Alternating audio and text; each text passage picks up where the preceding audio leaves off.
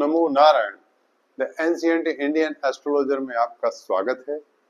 आज हम आपको दिनांक 7 सितंबर 2025 को पड़ने वाले चंद्र ग्रहण के बारे में बताने जा रहे हैं।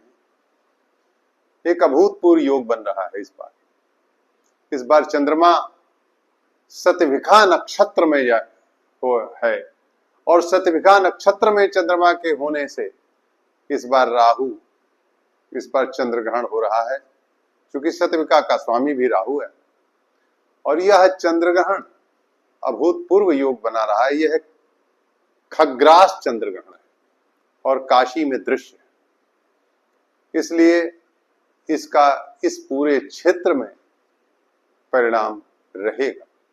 भारत के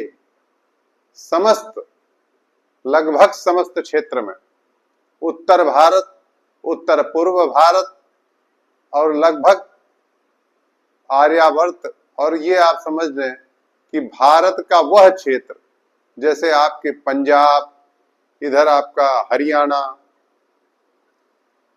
कुछ ऐसे क्षेत्र को जहां से हमारे देशांतर और अक्षांश का बहुत अधिक अंतर हो रहा हो, लेकिन लगभग इतना अंतर नहीं है। काशी में दृश्य होने का तात्पर्य ही है कि समस्त भारत में यह चंद्र ग्रहण दृश्य होगा, जहां से जब समय का देशांतर और अक्षांश का इतना अंतर हो जाए कि दिन और रात की समस्या आने लगे, तब यह ग्रहण दृश्य नहीं होता। आइए अब हम ज्यादा बात को लंबी न करके हम आपको सीधे, चूंकि आज का विषय आपके लिए बहुत महत्वपूर्ण है, इसलिए बहुत अधिक बात न करके हम सीधे मुद्दे की बात करेंगे जो आपके लिए लाभदायक हो। और हमने बताया है, हम आज का टाइटल आपको बताने जा रहे हैं जिससे जल्दी से जल्दी हम आपको हर चीज बता सकें और आप भी उसको समझ सकें। आज का जो टॉपिक है इसे आप बहुत ध्यान से सुनिएगा और अंत तक हमारे चैनल पर बने रहिएगा, क्योंकि ये आपके लिए, खास तौर से उन जातकों के लिए जिनकी कुंडली में काल सर्प योग बन रहा है, जिनकी कुंडली में विष योग बन रहा है, उनकी कुंडली के लिए बहुत इंपॉर्टेंट है। क्योंकि आज मैं ऐसा उपाय बताने जा रहा हूं जो उनको बहुत ही लाभ देने वाला है और उनके लिए जो इनकी दशा है, जो इनका अरिष्ट है, उसे शांत करेगा।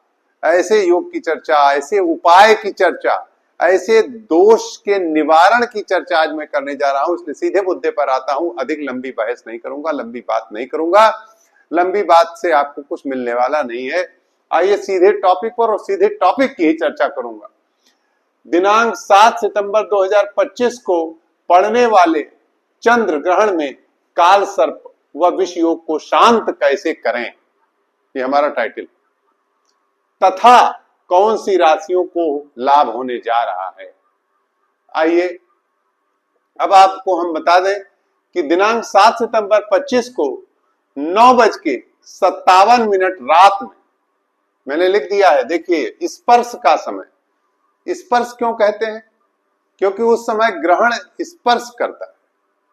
उस समय जब खग्रास चंद्र ग्रहण होता है तो ग्रहण का चंद्रमा इससे स्पर्श होता है, तो स्पर्श होते ही चंद्र ग्रहण शुरू हो जाता है और फिर धीरे धीरे बढ़ता है।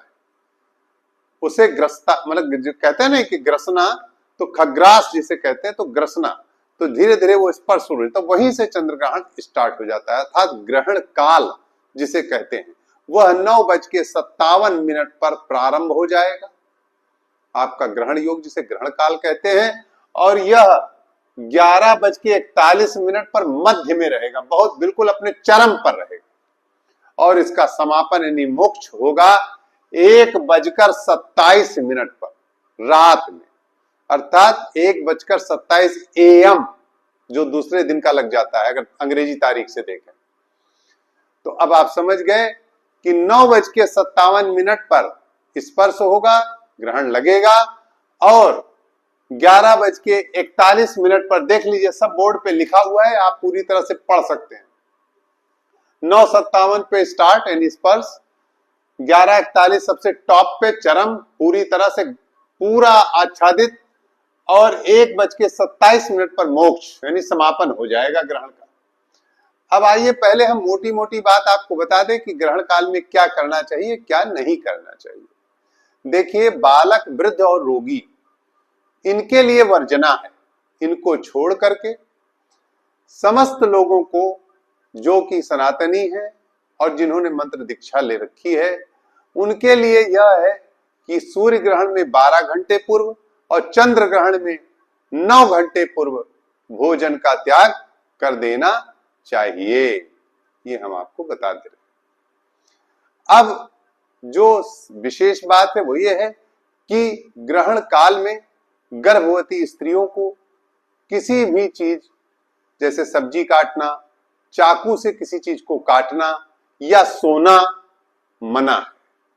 उन्हें जगना चाहिए और भगवान का नाम लेना चाहिए। ये हो गया मोटी मोटी बात। अब आइए, जो मैंने जिसका शीर्षक बनाया, लिखा है, उस शीर्षक पर चर्चा कर लेते हैं। पहले तो हम आपको बता दें कि जिस समय ग्रहण लगेगा उस समय लग्न क्या होगी, वो बहुत आवश्यक है। उस समय वृष लग्न होगी और द्वितीय बृहस्पति होंगे, तृतीय शुक्र होंगे, चतुर्थ भाव में सूर्य बुध केतु होंगे, पंचम में मंगल होंगे और दसम भाव में चंद्रमा और राहु होंगे। कुंभ राशि, शतभिखा नक्षत्र में चंद्रमा है, ध्यान दीजिएगा, और एकादश में शनि होंगे। शतभिखा नक्षत्र अर्थात राहु के नक्षत्र में चंद्रमा।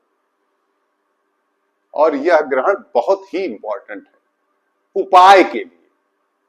अपने अरिष्टों को शांत आप कर लें, ऐसा अच्छा मौका फिर हाथ से आने वाला हाथ में नहीं है। क्यों?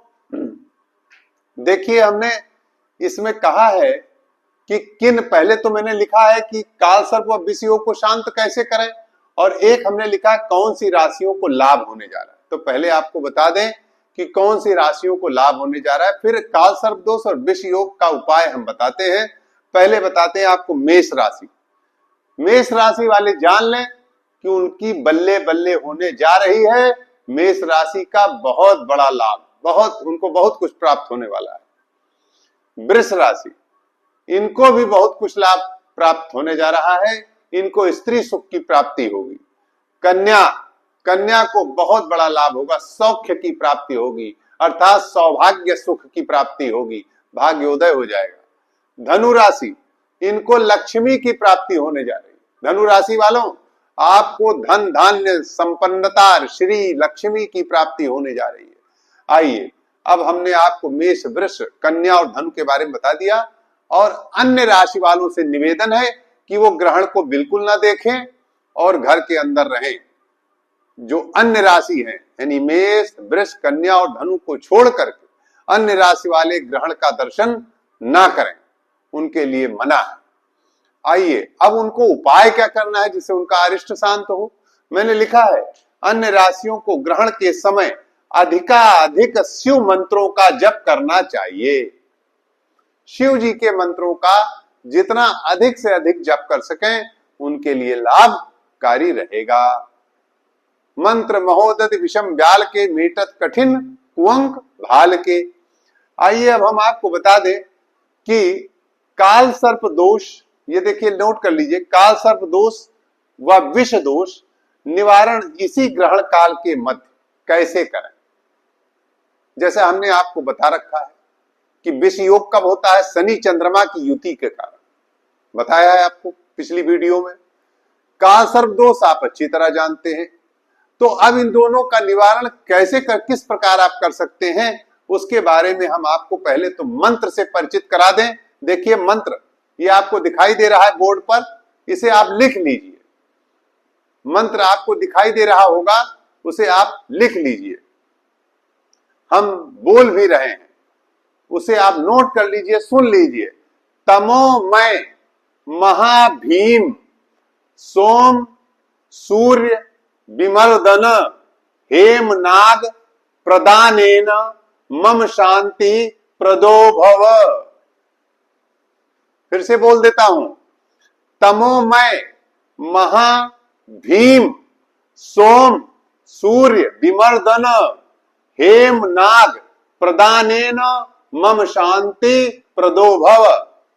इस मंत्र का 11 बार उच्चारण करके और सोने का नाग बनवा कर पहले से रख लें। जैसे 7 तारीख को ये योग बन रहा है, आप 6 तारीख को ही 5 से 6 के बीच इसे बनवा करके सोने का नाग अपनी आवश्यकता, अपनी सामर्थ्य के अनुसार, छोटा छोटा जितनी भी आपकी औकात हो, जितना आपकी सामर्थ्य हो, सोने का नाग बनवा कर पहले से रखें। वह कांसे के बर्तन को ले लें, एक कांसे का थाली या इतना बड़ा ले लें, और उस थाली में तिल पर्याप्त मात्रा में, लगभग इतना तिल ले लें, वस्त्र एक कपड़ा रख लें और दक्षिणा रख लें, जो भी आपकी सामर्थ्य हो, और किसी सोने का नाग उसी में रख लें, और तिल पर पहले तिल रखें कांसे के कटोरे में, उसके ऊपर सोने का नाग रखें और वस्त्र रख करके और उसमें दक्षिणा रख करके किसी श्रोत्रिय ब्राह्मण को, ऐसा ब्राह्मण हो जो रोज संध्या वंदन करता हो, कम से कम एक बार तो संध्या करता ही हो, संध्या गायत्री, ऐसे ब्राह्मण को, श्रोत्रिय ब्राह्मण को मंत्र का उच्चारण 11 बार जो हमने अभी पढ़ा है, ये जो मंत्र लिखा हुआ है, तमोमय महाभीम सोम सूर्य विमर्दन हेम नाग प्रदानेन मम शांति प्रदो भव, इस मंत्र का उच्चारण करते हुए उस ब्राह्मण को दान कर दें। आप निश्चित जान लें कि आपका दोष यथासंभव बहुत कुछ शांति देगा। आपको कम से कम इतना जान लीजिए कि जब तक आप बहुत बृहद पूजा में नहीं जाते तो उससे तो आराम, आप समझ लें कि यह जो ग्रहण योग होता है, इसमें थोड़ी सी पूजा का भी 1000 गुना फल प्राप्त होता है, आप जान लीजिए। अगर आप एक बार राम का नाम लेंगे इस ग्रहण योग में, तो 1000 राम नाम का फल आपको प्राप्त होने जा रहा है, ये आप जान लें। इस ग्रहण योग में आपके द्वारा की गई पूजा, किया गया जप 1000 गुना पुण्य आपको प्रदान करने वाला है। इस प्रकार से मैंने जो मंत्र बताया है, इसका मंत्र का 11 बार उच्चारण करके ये दान करें, आपका दोष समाप्त हो जाएगा और बाकी लोग भगवान के नाम का स्मरण करते रहें। नमो नारायण।